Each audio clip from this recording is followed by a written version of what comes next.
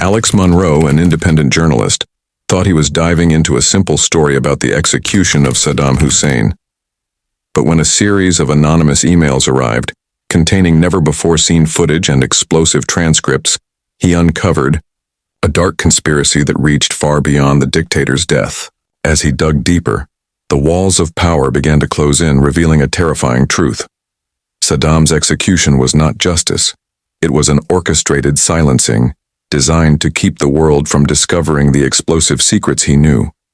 Would Alex's pursuit of the truth expose a global cabal, or would he too become a casualty of a dangerous game? Is really Saddam Hussein being executed, or he has disappeared from the world's eyes? The world watched in disbelief on December 30th, 2006, as Saddam Hussein, the former dictator of Iraq, was led to the gallows. The televised images, grainy and disturbing, captured his final moments. A man once feared and revered, now reduced to a prisoner facing his inevitable end. It was a moment that marked the conclusion of his 24-year reign over Iraq, a regime filled with brutality, but also one that had left behind a complicated legacy. The execution was presented as a moment of justice, the final chapter of Saddam's violent rule. But what if there was more to the story? Years after the event, Alex Thompson, an independent journalist, received a strange email. The subject line read simply, "The truth about Saddam." His initial reaction was skepticism. He had covered conflicts and political intrigue in the past, but this felt different. The email contained a series of files, unreleased video footage, trial transcripts, and official documents, none of which had been made available to the public before. Alex couldn't resist the urge to dig deeper. As he opened the files, he quickly noticed something strange in the transcripts from Saddam's trial. A court session that was said to be crucial to the proceedings had been altered in several of the official records, a glaring inconsistency that immediately piqued Alex's curiosity. Why would something so seemingly minor need to be changed? This was only the beginning of a rabbit hole that Alex would be drawn into. As he continued to analyze the documents, he discovered even more troubling inconsistencies. There were missing forensic reports, critical evidence that should have been part of the public record following Saddam's execution. Without these reports, how could anyone verify the claims made about the execution? The more Alex examined, the clearer it became that there was a deliberate attempt to cover something up. The documents were authentic, but they painted a picture that didn't match the official narrative. What was going on behind the scenes of Saddam Hussein's execution? What were they trying to hide? The questions piled up, and soon Alex realized that this was no simple story of a dictator facing justice. It was a tangled web of manipulation and deceit waiting to be unraveled. Alex's curiosity grew as he sifted through the documents, piecing together a narrative that was far from what the world had been told. Among the files was a heavily redacted report, an official transcript of Saddam Hussein's trial. It was a meticulous record of proceedings, but Alex's trained eye noticed something strange. A critical date in the trial had been altered across multiple records. What was once listed as a session that took place in the middle of the trial was now marked as taking place several weeks later. The timing of this change seemed intentional. Alex's gut told him this wasn't a simple clerical error. This was deliberate, but why? He began to dig deeper into the timing of the session itself. The session, which was pivotal in securing Saddam's ultimate conviction, seemed to have been a turning point in the trial. But there was no evidence that this particular court date ever actually occurred. No audio, no photographs, no reliable witnesses. It was as if the entire event had been fabricated. The more Alex searched, the more unsettling the inconsistencies became. The trial had been hurried. The proceedings rushed to a conclusion in a way that seemed to have been designed to ensure Saddam's death, not his fair trial. As Alex dug deeper, the scope of the cover-up widened. He found a reference to an obscure, private contractor who had been involved in reconstruction projects in Iraq after the invasion. The name of the contractor was blacked out in the documents, but the contractor's involvement in the trial was undeniable. Why would a private contractor be involved in Saddam Hussein's trial? What role did they play in the process? The contractor's involvement was just one piece of the puzzle, but it made Alex more suspicious. As he continued to trace the origins of the trial documents, he began to notice more red flags. The forensic reports that should have been part of the trial were nowhere to be found.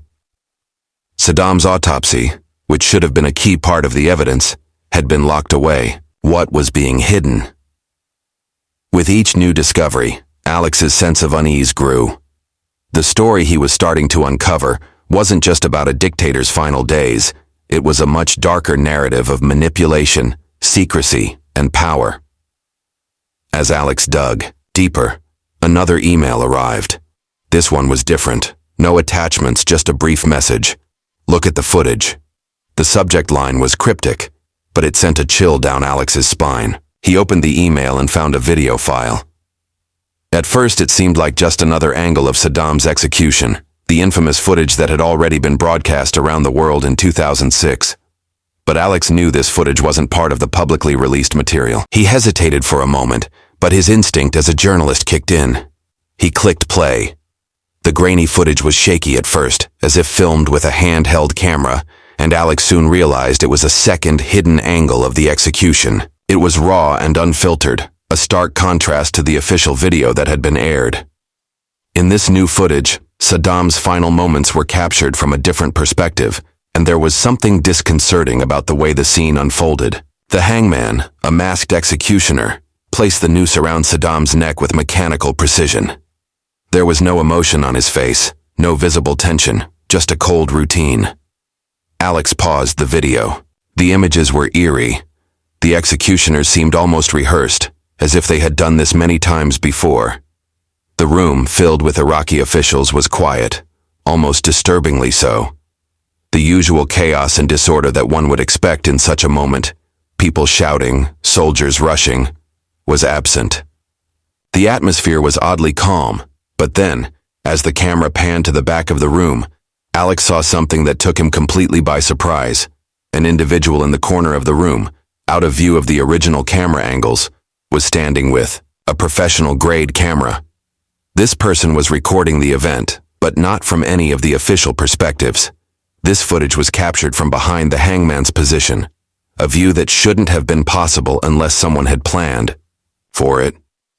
The unsettling feeling only deepened as Alex replayed the footage. Something wasn't right. It was as if the execution had been staged, crafted for maximum impact. It didn't fit the narrative that had been fed to the public. There was no chaos, no confusion. It was too controlled, too methodical.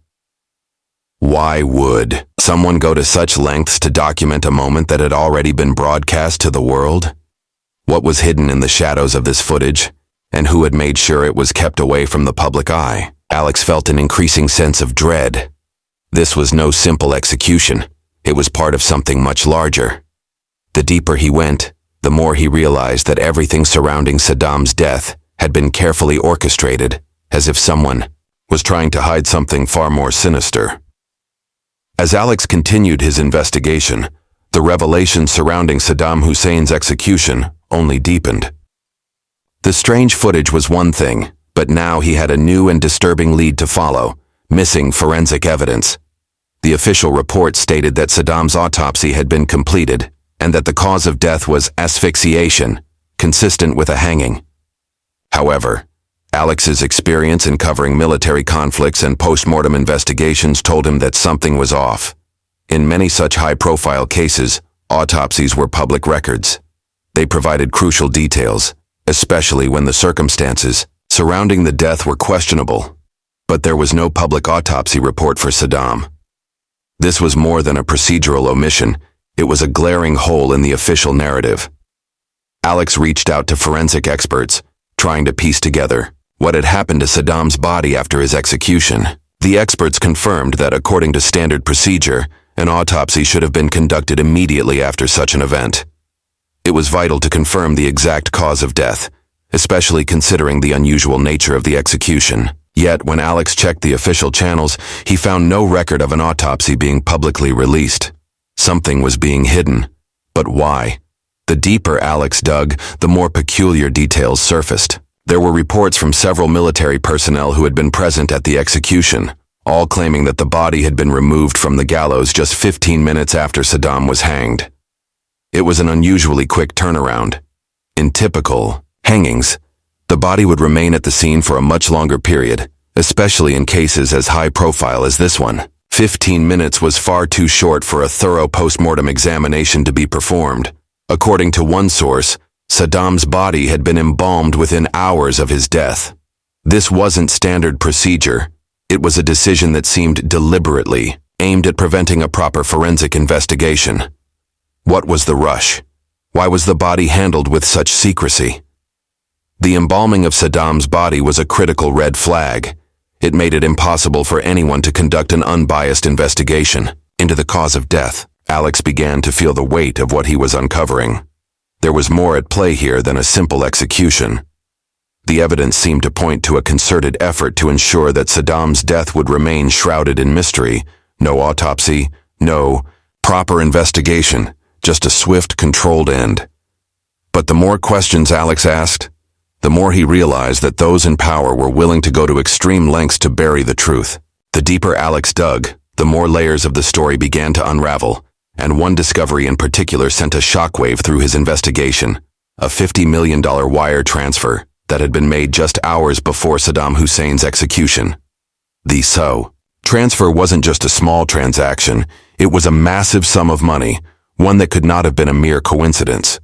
Alex's curiosity was piqued, and he knew that this was a lead that had to be pursued no matter where it took him. Tracing the money proved difficult. The transaction was marked as confidential, a designation that typically concealed the true parties involved. But after a series of painstaking inquiries, Alex managed to uncover that the money had been transferred to an account tied to a private contractor who had been deeply involved in reconstruction projects in post-invasion Iraq. The contractor's name was listed as the recipient, but Alex found that their role in the execution was more than just financial. It was intertwined with the very fabric of Saddam's trial and death. The wire transfer raised several troubling questions. Why would a private contractor be paid such an enormous sum just hours before the execution of a former dictator? The money didn't seem to be for any reconstruction project, nor did it fit with the timeline of any legitimate government contract. Alex's gut told him that something far more nefarious was afoot. He continued to probe, cross-referencing financial records and documents, but the money trail was carefully obscured. Bank records were wiped clean, and any trace of the contractor's dealings with the Iraqi government or the U.S. military was either redacted or incomplete. The more Alex uncovered, the more he realized that the payment wasn't just an isolated incident. It was part of a broader, more sinister scheme. With each revelation, Alex felt the weight of a conspiracy closing in around him. The $50 million wasn't a payment for an execution.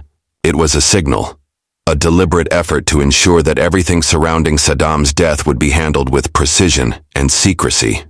There were forces at play, ones that went beyond the reach of ordinary law enforcement or investigative journalists. Whoever was behind this was willing to do whatever it took to cover their tracks, using money and influence to ensure that Saddam's execution remained untarnished by any truth that might arise. Alex was left with a chilling realization. This was no ordinary case of political justice. The payment was a piece of a much larger puzzle, and someone was orchestrating it all from the shadows. As Alex continued to dig into the murky financial transactions surrounding Saddam Hussein's execution, he stumbled upon a startling revelation, one that pointed directly to the involvement of the CIA. The $50 million wire transfer wasn't just connected to a private contractor in Iraq. It had links to U.S. intelligence agencies. At first, Alex dismissed the idea. After all, the CIA was known for its covert operations in the Middle East, but direct involvement in the execution of a high-profile figure like Saddam Hussein seemed far-fetched. However, the more he scrutinized the documents, the more the connections became impossible to ignore. The wire transfer had originated from a U.S.-based financial institution with ties to intelligence operations. There were encrypted messages embedded in the transaction's records, which Alex was able to decrypt with the help of a cyber expert. What he uncovered was an email exchange that referenced special arrangements for Saddam's final days. The emails were coded, but the context was clear enough. A covert operation was underway. and the execution of Saddam Hussein was part of a much larger plan, one that involved multiple players across various governments and private organizations. Alex followed this trail, reaching out to former intelligence officers who had worked in the region. Several off-the-record conversations provided tantalizing hints about the CIA's possible involvement in the event. According to one former agent, there had been whispers of a cleaning up operation before the execution, an effort to ensure that Saddam's death would be swift and final, with no chance for him to speak out or reveal any compromising information that could potentially expose hidden truths about the war in Iraq, the U.S. presence in the Middle East, and the covert dealings that had been taking place behind closed doors. The CIA's potential involvement raised more questions than answers. Why would the U.S. intelligence agency be so deeply invested in Saddam's execution? Had Saddam known something critical, something so dangerous that his silence was worth millions of dollars in a secretive operation? Alex's sense of unease grew with each passing day. The scope of the conspiracy was becoming clearer, but the pieces of the puzzle weren't fitting into a neat picture. There were still so many unknowns. Yet one thing became painfully obvious. Saddam Hussein's execution was far from a straightforward matter of justice. It was a well-orchestrated operation, with high-level interests at play. Alex had uncovered the first glimmer of a much larger web of manipulation that stretched across borders and agencies, and he knew he was just scratching the surface. As Alex pieced together the growing evidence, it became clear that Saddam Hussein's execution was not merely the result of a corrupt trial or the actions of a few rogue individuals. The entire operation had been meticulously crafted, with deliberate alterations to the evidence, the narrative, and even the trial proceedings. He began to uncover a pattern of manipulation that ran deep, involving not just the Iraqis or private contractors, but key players in international intelligence agencies and even powerful figures within the U.S. government. The discrepancies in the official reports were too numerous to ignore. One of the most shocking revelations came when Alex obtained a series of emails from Iraqi officials who had been involved in Saddam's trial. These emails, though heavily redacted, contained cryptic references to adjustments in the legal process. The adjustments didn't refer to legal strategies or defense tactics. They referenced tampering with critical evidence. In one instance, there was a mention of altering witness testimonies and modifying records from the trial itself. The manipulation wasn't just about securing a conviction. It was about making sure the trial and execution would go off without a hitch, all while maintaining the illusion of legitimacy. The most glaring example of this manipulation was the sudden disappearance of key forensic reports, specifically Saddam's autopsy. Alex had already found that the autopsy records had been sealed, and now he learned that certain elements of the autopsy had been intentionally distorted before they were even submitted for review. A supposed independent forensic examiner who had been assigned to review the body was reportedly unavailable for comment, with all official channels either ignoring or suppressing requests for clarification. It was as though the system had been carefully designed to erase any possibility of a fair investigation into the cause of death. But the manipulation didn't end there. Alex's investigation into the military personnel who had been present at the execution revealed another unsettling detail. Soldiers who had been on the ground were instructed to keep their testimonies vague. Official records indicated that they had been asked not to provide any detailed accounts of what had happened during the execution, especially regarding Saddam's physical state before and after he was hanged. One soldier, in a rare off-the-record conversation, hinted that they had been told to leave certain details out of their reports, claiming that anything related to Saddam's condition had to be uniform and standardized. All these signs pointed to one chilling conclusion: the system had been rigged from the beginning. The execution of Saddam Hussein wasn't just an event. It was a carefully orchestrated spectacle meant to conceal the true story behind his death. The powers that be had ensured that every piece of evidence, every moment of the trial, and every report related to the execution would fit into a predetermined narrative, a narrative that masked the far darker forces pulling the strings behind the scenes. Alex was now faced with a much more frightening truth. The system of justice that had supposedly executed Saddam Hussein was itself a tool of manipulation, one designed to protect the interests of those who had the most to lose if Saddam's secrets ever saw the light of day. As Alex dug deeper into the web of corruption surrounding Saddam Hussein's execution, his investigation began to take on a life of its own. The more he uncovered, the clearer it became that the entire process, from Saddam's trial to his final moments, had been orchestrated not just by Iraqi officials, but by a covert international network with far-reaching influence. With the CIA's involvement now undeniable, Alex began to turn his attention to a new, unsettling possibility: that Saddam's death was not merely the end of a tyrant's reign, but part of a larger operation to silence him forever. There were whispers that Saddam knew something, a secret so dangerous that it could destabilize not just Iraq, but the global political order. Alex found a document, buried deep in the archives of the U.S. State Department, that referenced a sensitive matter that Saddam had reportedly been planning to disclose in the final months of his life. It was cryptic, vague even, but the word compromising appeared several times in the document. What could Saddam have known that was so important? Was it related to the deals made between Saddam's regime and Western powers? Or could it have been about the U.S. government's actions in the Middle East and their involvement in the rise of ISIS, the hidden arms deals, or even the real reason behind the invasion of Iraq? Alex's thoughts were interrupted when he discovered another startling lead, a document that seemed to connect Saddam's final execution to a massive $10 billion deal between a private contractor and a series of shadowy organizations based in Europe. The deal was finalized just days before Saddam's hanging, and it appeared to involve the reconstruction of Iraq's oil fields. The deal was cloaked in secrecy, with no public records available, and only vague references to oil access rights and geopolitical influence. The parties involved were too elusive to trace, but the connections to U.S. oil companies were unmistakable. The more Alex dug into the shadowy dealings, the more everything seemed to come back to one chilling conclusion. Saddam Hussein's death was not an act of justice, but a carefully executed plan to prevent him from speaking. He had become a liability, not just to the Iraqi government, but to the global powers that had used him as a pawn in their greater geopolitical chess game. Each new piece of evidence seemed to corroborate this theory, from the missing forensic reports to the mysterious $50 million wire transfer.